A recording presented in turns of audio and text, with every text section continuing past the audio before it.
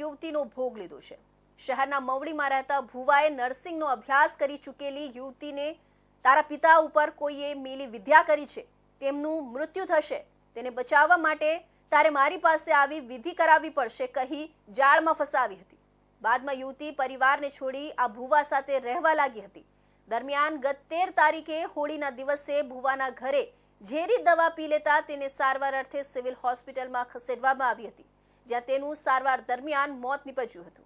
હાલના સમયમાં દુનિયા ટેકનોલોજી ક્ષેત્રે આગળ વધી રહી છે, ત્યારે ક્યાંક અંધશ્રદ્ધા પણ હજી ઉછરી રહી છે। ત્યારે આવું જ કંઈક બન્યું ગુજરાત રાજ્યના રાજકોટ શહેરમાં।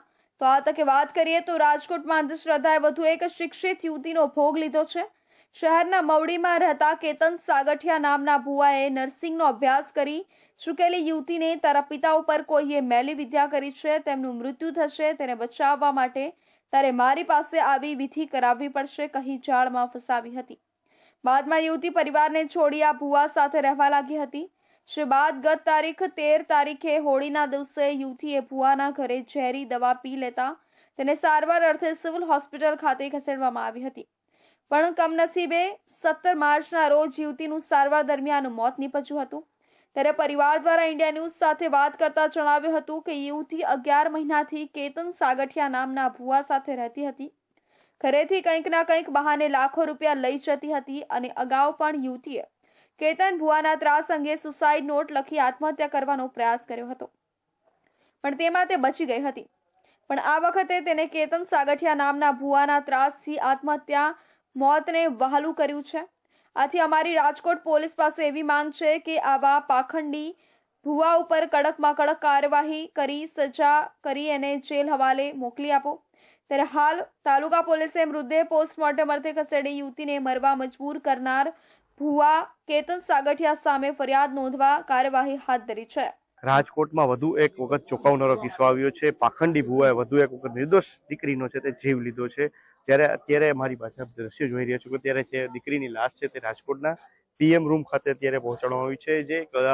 જે ભુવા છે તેના દ્વારા દીકરીને એની જાળમાં ફસાવવામાં આવી હતી અને લાખો રૂપિયા એટી અત્યારે તેને મોતને ઘાટ ઉતારવામાં આવી છે। ત્યારે સમગ્ર મામલે એ દીકરીના પરિજનો છે તે પણ અત્યારે આ પીએમ રૂમ ખાતે આવી ગયા છે અને દીકરીની લાશ લઈને સમગ્ર મામલો છે તે પોલીસ દ્વારા તેને પીએમ રૂમે આવ્યા બાદ ત્યારે એને જણાવ્યું હતું કે શું આખી વિગત હતી। ત્યારે હાલ સમગ્ર મામલે જે દીકરીની જે બહેન છે તે આપણી સાથે વાત કરવા આપણે એમની સાથે કહીશું કે એમનું શું સમગ્ર બાબત હતી, કઈ રીતે આખી ઘટના બની હતી। આપણે દીકરીની બહેન સાથે આપણે વાત કરવાનો પ્રયત્ન કરશું કે આખી ઘટના કઈ રીતે બની હતી। શું કહેશો આખી કઈ રીતે ઘટના બની હતી, તમને કઈ રીતે ખબર પડી, કોણ દીકરી છે, કરવામાં આવી રહી છે?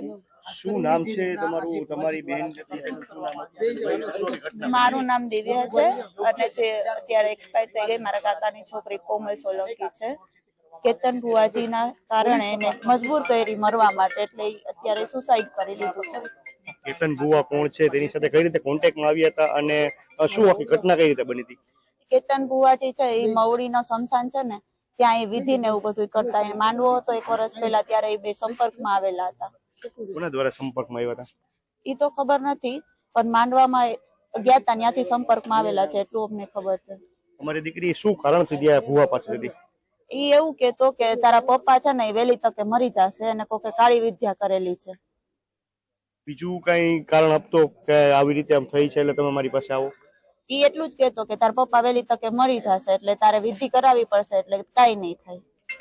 કેટલા વર્ષથી આ વિધિ ચાલતી હતી ને કેટલા વર્ષથી એના સંપર્કમાં હતા? 1 વર્ષથી। પરિવારને આ બધી જાણ હતી કે આવી રીતે આ ભુવા પાસે જાય છે, જે વિધિ કરાવે છે, એવી જાણ હતી? અમને પહેલી વાર દવા પીધી ને ત્યારે પછી અમને જાણ થઈ હતી બધી, ત્યારે અમે કાર્યવાહી કરી હતી। ત્યારે અગાઉ ક્યારે દવા પીધી હતી છોકરીએ? પહેલી વાર 5મા મહિનામાં પીધી હતી અને અત્યારે હોળીના દિવસે। હા, સુસાઇડ નોટ લખી હતી, એમાં લખેલું હતું કેતન સાગઠિયા હિસાબે હું આ બધું કરું છું। કેતન સાગઠિયા ત્યારે કોઈ પગલા ના લીધા તમે પરિવાર વાળા? પગલા લીધા, અમે ફરિયાદ કરી, પણ એમ જ કહી છે કે તમારાથી કઈ થશે નહીં, તો એમ થોડી ના ચાલે। હવે શું માંગ છે તમારી? હવે શું માંગ છે? અમારી માંગ એટલી જ છે કે અમને ન્યાય મળે। દીકરીના પરિવારજનો તેમનું કહેવું છે કે અત્યારે અમારી દીકરી છે તેને ન્યાય મળે અને જે આ ભુવા પાખંડી હોય છે તેના ઉપર કડકમાં કડક પોલીસ તંત્ર કાર્યવાહી કરે। ઇન્ડિયા